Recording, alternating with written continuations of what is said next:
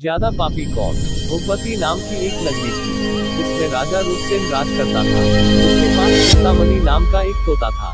एक दिन राजा ने उससे पूछा, हमारा ब्याह किसके साथ होगा। तोते ने कहा, मगध देश के राजा की बेटी चंद्रावती के साथ होगा। राजा ने ज्योतिषी को बुलाकर पूछा तो उसने भी यही कहा। उधर मगध देश की राजकन्या के पास एक मैना थी। उसका नाम था मदन मंजरी। एक दिन राजकन्या ने उससे पूछा कि मेरा विवाह किसके साथ होगा तो उसने कह दिया कि भोगवती नगर के राजा रूपसेन के साथ। इसके बाद दोनों को विवाह हो गया। रानी के साथ उसकी मैना भी आ गई। राजा रानी ने तोता मैना का ब्याह करके उन्हें एक पिंजरे में रख दिया। एक दिन की बात की तोता मैना में बहस हो गई। मैना ने कहा, आदमी बड़ा पापी, दगाबाज और अधर्मी होता है। तोते ने कहा, स्त्री झूठी, लालची और हत्यारी होती है। दोनों का झगड़ा बढ़ गया तो राजा ने कहा, क्या बात है, तुम आपस में लड़ते क्यों हो। मैना ने कहा, महाराज, मर्द बड़े बुरे होते हैं। इसके बाद मैना ने एक कहानी सुनाई। इलापुर नगर में महाधन नाम का एक सेठ रहता था। विवाह के बहुत दिनों के बाद उसके घर एक लड़का पैदा हुआ। सेठ ने उसका बड़ी अच्छी तरह से लालन पालन किया, पर लड़का बड़ा होकर जुआ खेलने लगा। इस बीच सेठ मर गया। लड़के ने अपना सारा धन जुए में खो दिया। जब पास में कुछ न बचा तो वह नगर छोड़कर चंद्रपुरी नामक नगरी में जा पहुंचा। वहां हेमगुप्त नाम का साहूकार रहता था। उसके पास जाकर उसने अपने पिता का परिचय दिया और कहा कि मैं जहाज लेकर सौदागरी करने गया था। माल बेचा, धन कमाया, लेकिन लौटते में समुद्र में ऐसा तूफान आया कि जहाज डूब गया और मैं जैसे तैसे बचकर यहाँ आ गया। सेठ के एक लड़की थी रत्नावती। सेठ को बड़ी खुशी हुई कि घर बैठे इतना अच्छा लड़का मिल गया।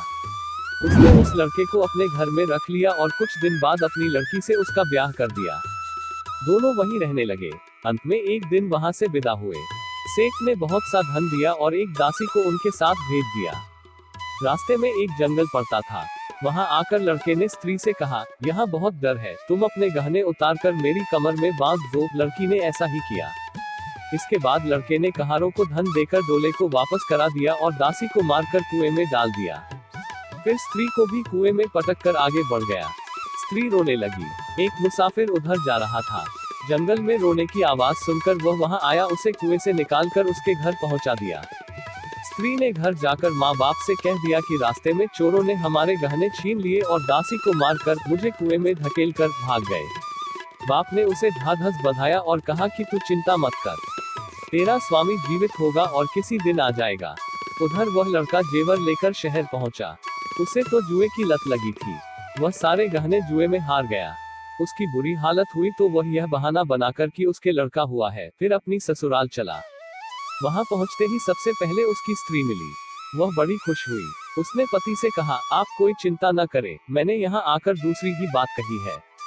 जो कहा था वह उसने बता दिया। सेठ अपने जमाई से मिलकर बड़े प्रसन्न हुए और उन्होंने उसे बड़ी अच्छी तरह से घर में रखा। कुछ दिन बाद एक रोज जब वह लड़की गहने पहने सो रही थी, उसने चुपचाप छुरी से उसे मार डाला और उसके गहने लेकर चंपत हो गया। मैना बोली, महाराज, यह सब मैंने अपनी आंखों से देखा। ऐसा पापी होता है आदमी। राजा ने तोते से कहा, अब तुम बताओ कि स्त्री क्यों बुरी होती है। इस पर तोते ने यह कहानी सुनाई। कंचनपुर में सागरदत्त नाम का एक सेठ रहता था। उसके श्रीदत्त नाम का एक लड़का था। वहां से कुछ दूर पर एक और नगर था, श्री विजयपुर। उसमें सोमदत्त नाम का सेठ रहता था। उसके एक लड़की थी, वह श्रीदत्त को ब्याही थी। ब्याह के बाद श्रीदत्त व्यापार करने परदेश चला गया। 12 बरस हो गए और वह न आया तो जयश्री व्याकुल होने लगी। एक दिन वह अपनी अटारी पर खड़ी थी कि एक आदमी उसे दिखाई दिया। उसे देखते ही वह उस पर मोहित हो गई। उसने उसे अपनी सखी के घर बुलवा लिया। रात होते ही वह उस सखी के घर चली जाती और रात भर वहां रहकर दिन निकलने से पहले ही लौट आती। इस तरह बहुत दिन बीत गए। इस बीच एक दिन उसका पति परदेश से लौट आया। स्त्री बड़ी दुखी हुई, अब वह क्या करे। पति हारा थका था। जल्दी ही उसकी आंख लग गई और स्त्री उठकर अपने दोस्त के पास चल दी। रास्ते में एक चोर खड़ा था। वह देखने लगा कि स्त्री कहाँ जाती है। धीरे धीरे वह सहेली के मकान पर पहुंची। चोर भी पीछे पीछे गया। संयोग से उस आदमी को सांप ने काट लिया था और वह मरा पड़ा था। स्त्री ने समझा सो रहा है। वहीं आंगन में पीपल का एक पेड़ था जिस पर एक पिशाच बैठा यह लीला देख रहा था। उसने उस आदमी के शरीर में प्रवेश करके उस स्त्री की नाक काट ली और फिर उस आदमी की देह से निकलकर पेड़ पर जा बैठा। स्त्री रोती हुई अपनी सहेली के पास गई। सहेली ने कहा कि तुम अपने पति के पास जाओ और वहां बैठकर रोने लगो। कोई पूछे तो कह देना कि पति ने नाक काट ली है। उसने ऐसा ही किया। उसका रोना सुनकर लोग इकट्ठे हो गए। आदमी जाग उठा। उसे सारा हाल मालूम हुआ तो वह बड़ा दुखी हुआ। लड़की के बाप ने कोतवाल को खबर दे दी। कोतवाल उन सबको राजा के पास ले गया। लड़की की हालत देखकर राजा को बड़ा गुस्सा आया। उसने कहा, इस आदमी को सूली पर लटका दो। वह चोर वहां खड़ा था। जब उसने देखा कि एक बेकसूर आदमी को सूली पर लटकाया जा रहा है तो उसने राजा के सामने जाकर सब हाल सच सच बता दिया। बोला, अगर मेरी बात का विश्वास न हो तो जाकर देख लीजिए, उस आदमी के मुंह में स्त्री की नाक है। राजा ने दिखवाया तो बात सच निकली। इतना कहकर तोता बोला, हे राजा, स्त्रियां ऐसी होती हैं। राजा ने उस स्त्री का सिर मुंडवाकर गधे पर चढ़ाकर नगर में घुमवाया और शहर से बाहर छुड़वा दिया। यह कहानी सुनाकर बेताल बोला, राजा बताओ कि दोनों में ज्यादा पापी कौन है।